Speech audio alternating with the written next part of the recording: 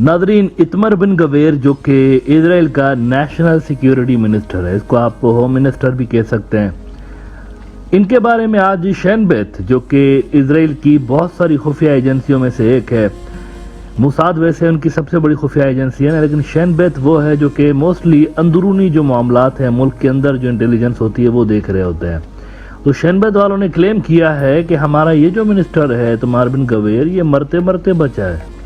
ईरानियों ने इसको धपड़दूस करने के लिए गैंग भेजा हुआ था, गैंग तैयार किया हुआ था और उस गैंग को हमने पकड़ा है।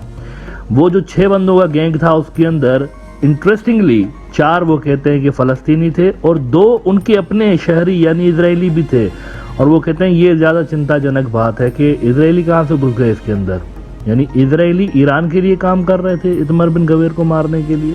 ये उन्होंने एक बहुत बड़ा इल्ज़ाम ईरान के ऊपर लगाया। अच्छा, इतमर बिन गवेर वो बंदा है जो कि आए दिन आपको ये जो झगड़ों की खबरें सुनने को मिलती है ना कि मस्जिद अक्सा के अंदर यहूदी घुस गए और झगड़ा हो गया, हाथापाई हो गई और मार कुटाई शुरू हो गई, ये इतमर बिन गवेर ज़्यादातर करवा रहा होता है। टेम्पल माउंट यहूदी इसको बोलते हैं मस्जिद अक्सा को, और वो इस पर क्लेम रखते हैं। वो कहते हैं ये हमारे टेम्पल का हिस्सा है, इसको गिरा के यहाँ पर टेम्पल बनाएंगे। तो आए दिन ये वहाँ पर यहूदियों को लेकर जाता है, खुद भी जाता है वहाँ पे मोस्टली, और वहाँ जाकर ये तो घूम फिर के वापस आ जाता है। लेकिन इसके जाने के बाद या इसके वहाँ पर मौजूदगी के दौरान भी झगड़े स्टार्ट हो जाते हैं। तो ये असल में उनको लीड कर रहा होता है। तो इसको दबड़दूस करने के लिए ईरानियों ने बकौल शैन बेथ के बंदे भेजे थे जो कि पकड़े गए हैं। द यरूशलेम पोस्ट कहता है कि Israel files Iran terror plot to assassinate Ben Gvir Shin Bet. अच्छा, ये जो शैन बेथ है इसके बारे में बता दूं आपको, बहुत पुरानी इनकी ये इंटेलिजेंस एजेंसी है। ये जो खुर्शचोव था, स्टालिन के बाद जो सोवियत यूनियन का लीडर बना था और जिसके दौर से लेकर यूँ समझे कि बिगाड़ आना शुरू हुआ था सोवियत यूनियन के अंदर, वरना खुर्शचोव से पहले जब तक स्टालिन मौजूद था तो उस वक्त तक अमेरिका से एक हाथ आगे था यूएसएसआर, और स्टालिन के फिर मरने के बाद यूएसएसआर थोड़ा सा पीछे होना शुरू हुआ और अमेरिकन थोड़ा सा आगे होना शुरू हुआ। उसमें बहुत ज़्यादा जो रोल था वो खुर्शचोव की गलत पॉलिसीज़ का भी था। खुर्शचोव ने आते ही स्टालिन की जो पॉलिसीज़ ठीक चल रही थी उनको रिवर्स करना शुरू किया था, डीस्टालिनाइजेशन उसको कहते थे प्रोसेस को, और उसने अपनी पार्लियामेंट के अंदर एक खुफिया स्पीच की थी यही बताने के लिए कि हम स्टालिन की पॉलिसीज़ को रिवर्स कर रहे हैं। वो स्पीच जो थी शैन बेथ ने दुनिया के अंदर रिवील की थी और वो पोलैंड के एक जूइश सहाफ़ी के ज़रिए शैन बेथ तक पहुंची थी। शैन बेथ तक वेस्टर्न मीडिया के अंदर पहुंची। वेस्टर्न मीडिया ने वो स्पीच जब छापी थी तो कम्युनिस्ट पार्टी अमेरिका के अंदर और यूरोप के अंदर जो कि पावरफुल हुआ करती थी वो बहुत ज़्यादा डैमेज उनको हुआ तो टूट गई थी। तो शैन बेथ का बड़ा रोल आपको आलमी सतह पर भी नज़र आता है हिस्टोरिकली। इन्होंने बहरहाल इस वक्त इतना बड़ा क्लेम कर दिया है, लेकिन नेतन्याहू ने यूनाइटेड स्टेट्स के अंदर बात करते हुए कुछ अजब बातें की हैं। आपको पता है कि इजराइल और सऊदी की नॉर्मलाइजेशन के हवाले से बातचीत चल रही है, लेकिन नेतन्याहू ने अपनी स्पीच के अंदर एक बोंगी मारी है कि फ़लस्तीनी जो हैं उनको पीस प्रोसेस से बाहर रखना चाहिए, उनको वीटो का अख्तियार नहीं देना चाहिए। यानी ये नहीं करना चाहिए कि फ़लस्तीनी किसी मामले पर अगर कहें कि भाई हमें ये मंजूर नहीं है तो सारे अरब उसको मानना शुरू हो जाए। फिर उसने नंबर गेम्स भी उधर बेवकूफ़ाना तौर पर बताना शुरू की कि देखो ये तो 2% है अरबों के अंदर फ़लस्तीनी, ज़्यादा तो है नहीं, तो इनकी बात इतनी क्यों मान रहे होते हो। यहाँ पर देखो मसला 2% 10% का नहीं है।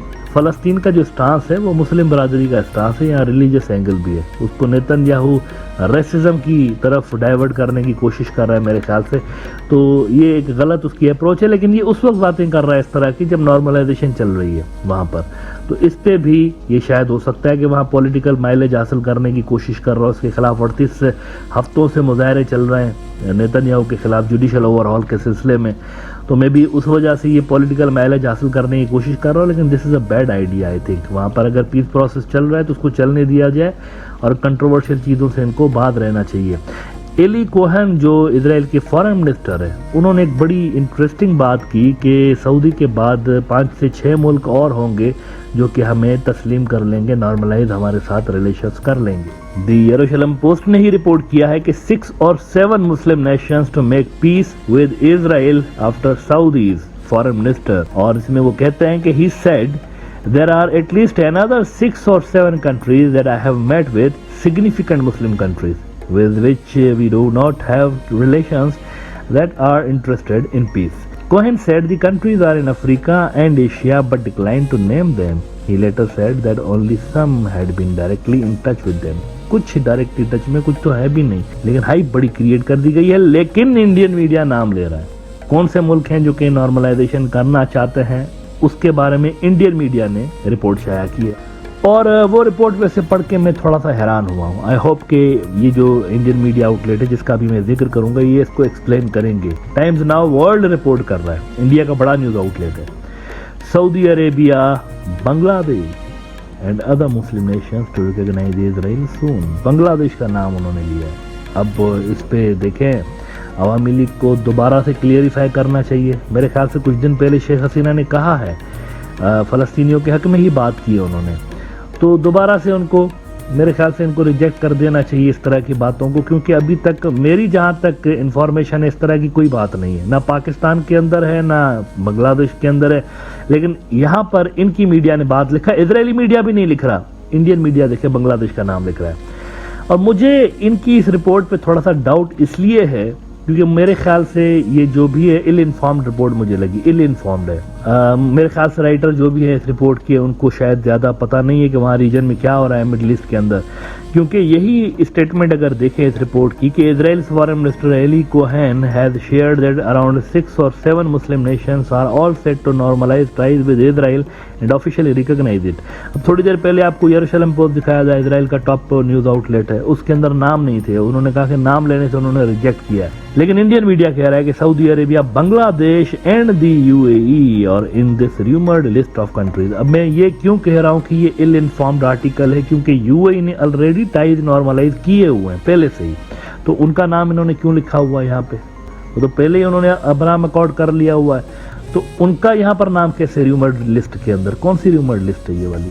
और आगे कहते हैं कि as per reports Saudi Arabia, Bangladesh, Sudan, Brunei, Somalia, Morocco, Bahrain and the United Arab Emirates will be working on stabilizing their ties with Israel. However, an official confirmation from Israeli Foreign Ministry is awaited. Bahrain ने भी normalisation की हुई है, Morocco ने भी की हुई है।